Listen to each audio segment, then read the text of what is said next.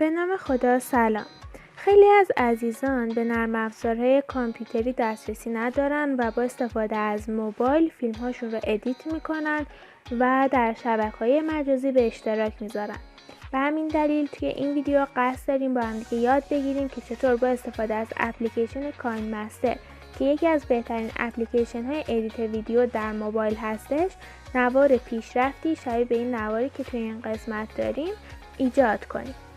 برای این کار اول از همه وارد بخش لیر میشم و گزینه هند رایتینگ رو انتخاب میکنم. توی این قسمت میتونم ضخامت نوار پیشرفتم رو تعیین کنم، رنگش رو از این قسمت میتونم انتخاب کنم و در نهایت از این قسمت نوع قلمم رو انتخاب میکنم، یعنی این گزینه رو انتخابش میکنم. حالا کافیه توی قسمتی که میخوام نوار پیشرفت رو داشته باشم لمس کنم و نوار رو رسمش کنم.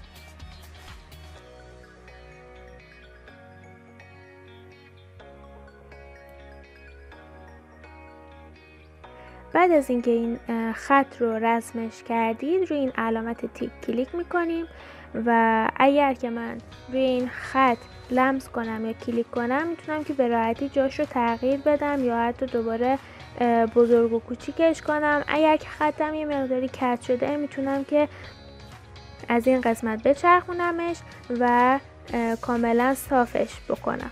حالا در مرحله بعدی در این قسمت که بهش تایملاین میگیم روی این نوار مربوط به هند رایتینگ یا نوار پیشرفتم کلیک میکنم و با استفاده از این هندلی که توی این قسمت به وجود میاد روش کلیک میکنم یا دستم رو میذارم روش و تا انتهای ویدیو این رو ادامهش میدم. در آخرین مرحله کافیه که روی این نوار هند رایتینگ کلیک کنم و این رو به این شکل جابجاش میکنم تا فقط یه گوشه خیلی کوچیکی از نوار در ابتدای ویدیو دیده بشه. حالا روی این علامت کلیدی که توی این قسمت وجود داره کلیک میکنم تا یک کی فریم در ابتدای ویدیو برای من ایجاد بشه. حالا توی تایملاینم میام جلو و در انتهای ویدیو قرار میگیرم.